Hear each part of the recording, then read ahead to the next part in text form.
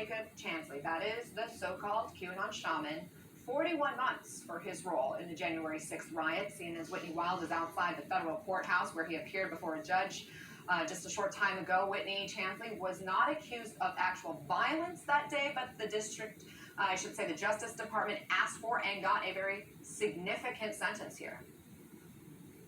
And a similar sentence to what they got last week for a crime of violence. So let me put this in perspective. This was Judge Royce Lamberth.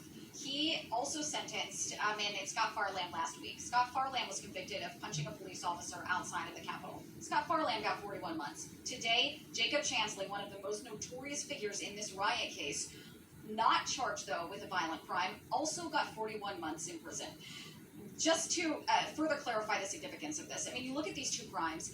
Judge Lamberth clearly thinks that the impact of both of these, violence, even non-violence, is the same when you look at the totality of the actions at the Capitol that day. Further, Judge Royce Lamberth went on the lower end of the sentencing guidelines for each of these men. Moving forward, Chansley will very likely serve more like 31 months because he's already served 10 months in jail. The judge says he can subtract that from the total sentence, and then once he's out, he will be under 36 months of supervised release.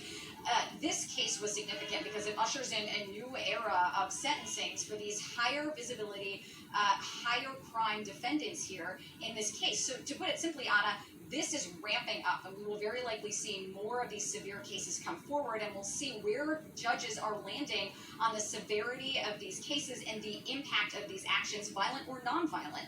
Just to bring our viewers up to speed here, the QAnon shaman, one of the most visible people in this riot case, he was the man walking through the Senate chambers with the headdress, with the bullhorns, with the fur, with the face paint, with a speared flagpole, who went up to the Senate dais and left a note that said, "Justice is coming." The very dais that then Vice President Mike Pence basically ran away from just minutes before Chansley and others went into that chamber. So that is the significance here. The Department of Justice in the sentencing hearing played previous video of Chansley.